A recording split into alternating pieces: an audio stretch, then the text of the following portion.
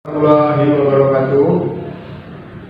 Pada kesempatan ini saya Asri Wibowo, SPD, guru bahasa Inggris SMK Manunggal, merangkap kepala program rekayasa perangkat lunak di SMK Manunggal, mengucapkan yang pertama adalah bagi siswa-siswi baru yang baru bergabung dengan kami di sini di SMK Manunggal. Selamat datang, selamat bergabung, dan selamat menempuh ilmu, menimba ilmu di sini selama 3 tahun. Semoga betah. Insya Allah belajar dengan kami di sini, khususnya di jurusan rekayasa perangkat lunak, akan menyenangkan karena kami menggunakan sistem belajar yang menyenangkan, sekolah sebagai rumah kedua. Itu yang pertama dari saya. Kemudian yang kedua, sebelum saya lanjut kepada hal-hal yang akan saya jelaskan kemudian nantinya, dalam kesempatan ini saya, Kepala Program Rekayasa Perangkat Lunak, ingin menyampaikan pengantar, setidak-tidaknya sebuah ringkasan kecil yang hubungannya dengan ketika siswa masuk ke SMK Manunggal, siswa itu akan memilih jurusan apa yang menarik untuk dirinya, terutama ketika kita atau kalian melihat masa depan saya ini akan kemana. Ya, seperti peribahasa kita selalu dengar, masa depan ditentukan oleh apa yang kita kerjakan hari ini. Nah, di sini saya mengatakan, saya akan menjelaskan secara ringkas program RPL. Saya sebagai Kaprok di sini dalam kesempatan MPLS virtual ini, ya, dalam kesempatan yang sangat serba terbatas ini, mengungkapkan pada kalian bahwa belajar kita sekarang sementara mungkin menggunakan virtual learning. Virtual learning di sini maksudnya adalah belajar online. Artinya tatap muka yang biasanya kita lakukan selama KBM, kegiatan belajar mengajar, menjadi dibatasi dulu untuk sementara, tidak selamanya. Dibatasi karena ada wabah pandemi COVID-19, jadi kita menggunakan virtual learning. Virtual learning ini yang sedang kita lakukan sekarang. Artinya saya memberikan materi MPLS di sini, kalian menggunakan device kalian yang ada di rumah, melihat video ini. Mudah-mudahan dari penjelasan yang sedikit ini dimengerti nantinya. Itu sementara. Kemudian selanjutnya adalah penjelasan mengenai program rekayasa perangkat lunak. Program rekayasa perangkat lunak itu apa sih? Mungkin yang terjadi sekarang adalah asing sekali bahasa itu. Rekayasa perangkat lunak apa ya? Seperti itu. Apa sih sebetulnya rekayasa perangkat lunak itu? Saya jelaskan sedikit-sedikit biar dipahami oleh halayak atau kalian-kalian yang nyari artinya apaan rekayasa perangkat lunak. Rekayasa perangkat lunak itu software, dalam bahasa Inggrisnya software itu, atau yang sering kita dapati di kehidupan kita sehari-hari, misalkan aplikasi WhatsApp, aplikasi Instagram, aplikasi Facebook, yang seperti itu bisa dikatakan sebagai bagian dari software atau program. Kemudian rekayasa itu apa sebetulnya? Rekayasa itu mengembangkan, membuat model baru, memperbaiki yang sudah ada, atau dengan cakupan yang lebih luas lagi adalah bagaimana kita bisa menciptakan, bukan hanya merekayasa. Nah, di sini di kelas RPL, di kelas yang kita sebut sebagai programmer class, ya, ini lab kita sekarang di sini, kita sekarang sedang berada di lab RPL. Ini komputernya, kalau kalian nanti lihat silahkan, mau dilihat secara virtual, nanti mungkin di tayangan selanjutnya lab ini akan ditunjukkan apa sih yang ada di dalam lab sini, gitu ya. Anak-anak RPL atau anak-anak programmer itu adalah anak-anak yang kesehariannya di lab ini selain teori, prakteknya lebih banyak. Prakteknya apa sih? Nah, itu yang tadi, rekayasa perangkat lunak, atau bagaimana kita memperbaiki, memainten atau menciptakan sebuah program. Tentunya ketika kita ada di kelas 10 atau di kelas 11, kita akan belajar lebih kepada bagaimana bisa membuat program sederhana. Membuat program sederhana yang nantinya mudah-mudahan akan bisa kita gunakan di dalam skala kecil dulu, di lingkup kecil dulu. Misalkan untuk sekolah, bagaimana kita bisa membuat sebuah program misalkan begini. SPP ini sementara ini dibayar secara offline atau langsung menggunakan uang. Bagaimana anak RPL bisa membuat sebuah program bayar SPP itu dari rumah? Seperti yang kalian ketahui sekarang misalkan ada penggunaan OPPO atau aplikasi OPPO atau aplikasi Dana. Nah, bagaimana sekolah bisa menggunakan atau bisa anak-anaknya membuat sebuah program yang seperti itu? Tujuannya apa? Tujuannya untuk memudahkan orang tua, memudahkan cara atau proses, kemudian memudahkan hal-hal yang berhubungan dengan harus ketemu dengan manusia yang lain. Apalagi dalam situasi yang seperti ini, situasi wabah seperti ini, gitu ya. Nah, kita di sini di lab RPL, di kelas RPL dan di kelas rekayasa perangkat lunak atau anak-anak kelas sekarang sering bilangnya sebagai the programmer class, programmer. Kenapa disebut dengan programmer? Karena di sini kerjaan kita adalah membuat program, merekayasa program, memperbaiki program dan lain-lain. Jadi apa yang kita lakukan di sini adalah sesuatu yang mudah-mudahan kegunaannya ke depannya akan sangat bermanfaat untuk kehidupan manusia. Seperti itu yang saya harapkan. Jadi saya dalam kesempatan ini mengajak kepada kalian semua para peserta MPLS di SMK Manunggal untuk yuk kita sama-sama bergabung, ayo masuk ke jurusan programmer.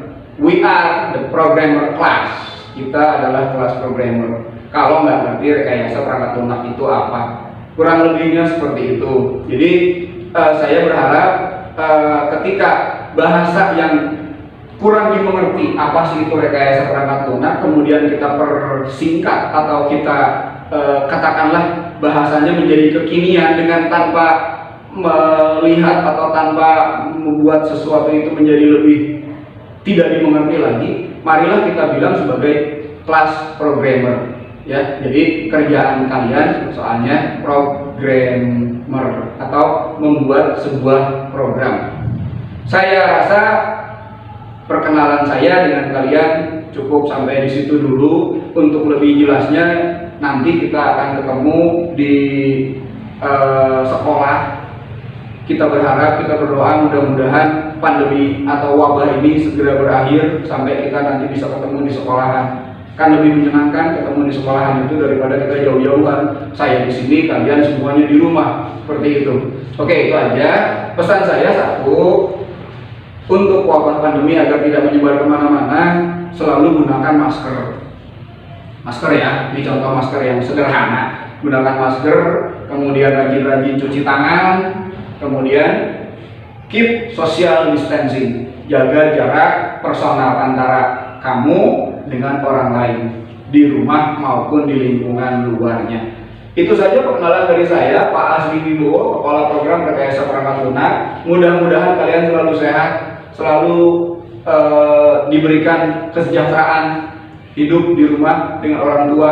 Sampaikan salam kami guru-guru SMK Manunggal kepada orang tua kalian. Demikian penjelasan singkat saya untuk MPLS ini. Assalamualaikum warahmatullahi wabarakatuh.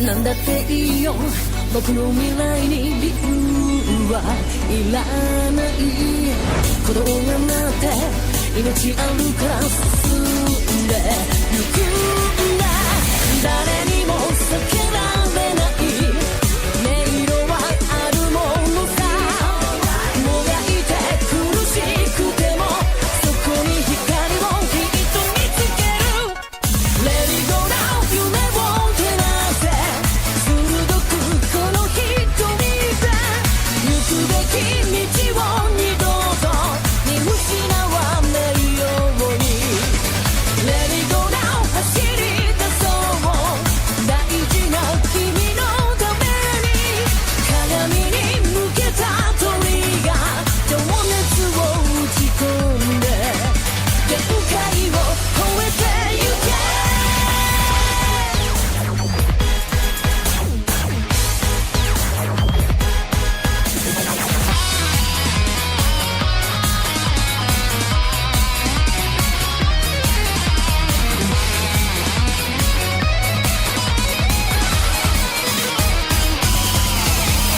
朝焼けを感じながら絶望を這い上がれば魂は進化を遂げるもっと先を自分を信じて Let it go now 夢に踊れ体が動くままに自分との戦いにもう一度挑むんだ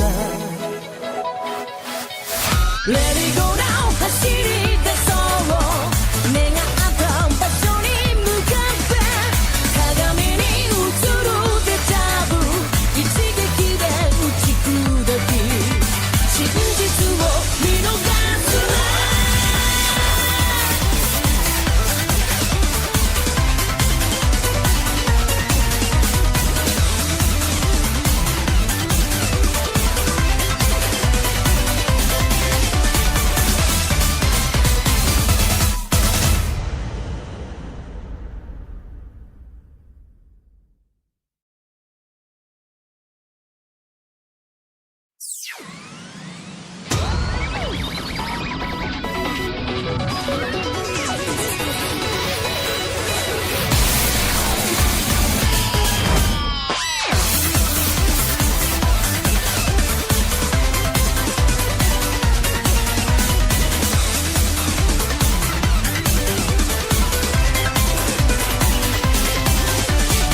夜が明けても気づきもせずに仮想の空間何をしたいの画面の中で闇を見つめてるもうダメだって手を挙げてから逆転もあるさ諦めないで残る力で扉を開けよう今にもあの痛みに心が折れそうでも案外思ってるより僕はずっと強いものだぜ Let it go now 夢に踊れ体が動くままに自分との戦いにもう一度挑むんだ Let it go now 走り出そう願った場所に向かって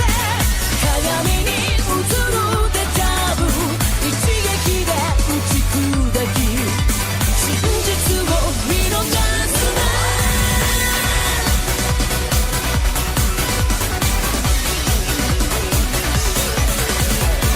ななんだっていいよ僕の未来に理由はいらない鼓動が鳴って命あるから進んでゆくんだ誰にも避けられない音色はあるものさもがいて苦しくてもそこに光をきっと見つける Let it go now 夢を照らせ鋭くこの瞳で行くべき道を二度と見失わないように Let it go now 走り出そう大事な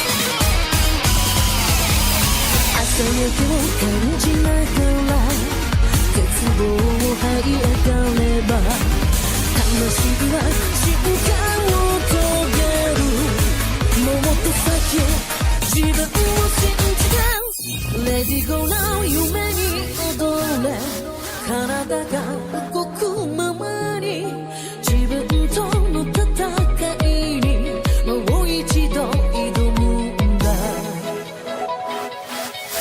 Let it go now 走り出そう目が合った場所に向かって鏡に映るデジャブ一撃で打ち砕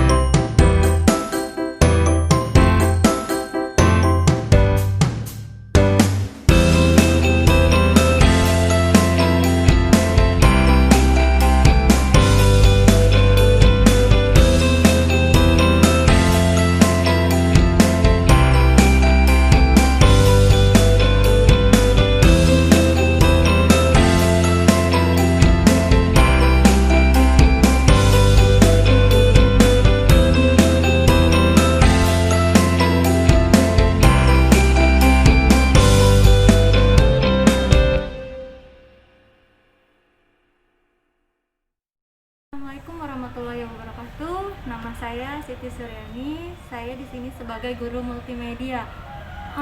Sebelum kita masuk ke dalam multimedia, Ibu ingin menanyakan dulu nih, kalian itu tahu nggak sih multimedia itu apa? Secara singkat Ibu akan menjelaskan ya. Multimedia merupakan penggabungan dari teks, audio, video, dan masih banyak macam lainnya. Untuk secara singkatnya, multimedia merupakan bidang yang terdiri dari berbagai macam media. Akan kita pelajari apa sih di dalam multimedia itu? Yang pertama, itu ada animasi 2 dimensi dan 3 dimensi. Itu apa sih? Pembuatan sebuah animasi yang bergerak. Yang kedua, itu ada desain grafis percetakan. Apa sih desain grafis percetakan itu? Merupakan sebuah desain, pembuatan sebuah desain, logo. Lalu ada brosur, ada spanduk, masih banyak lainnya ya. Yang ketiga, itu ada namanya desain media interaktif. Merupakan pembuatan sebuah media yang berbentuk ke dalam flash atau sebuah presentasi tetapi yang unik, yang lucu-lucu ya, bisa di sini kita buat. Yang keempat itu ada yang namanya dasar desain grafis. Pembuatan sebuah desain tetapi hanya dasarnya saja, pengenalan ke dalam perangkat lunaknya yang ada di dalam komputer atau softwarenya ya. Untuk software ini masing-masing pun ini masih banyak. Ada satu lagi, yang kelima itu ada audio dan video. Kalian bisa pembuatan film, pengeditan suara atau musik ya, itu lebih ke audio video. Untuk prospek kerja dalam multimedia itu ada web design, lalu ada design illustration, lalu ada kru perfilman, itu masih banyak lagi ya. Atau kalian ingin membuat usaha sendiri, itu seperti apa? Ketika kalian membuat sebuah desain rumah, desain manusia, itu bebas ya, masih banyak lagi untuk prospek kerja ke depannya. Itu secara singkat saja ya penjelasan Ibu.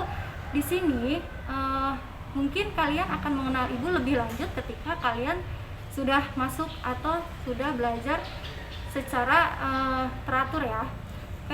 Sekian dari penjelasan Ibu. Assalamualaikum warahmatullahi wabarakatuh.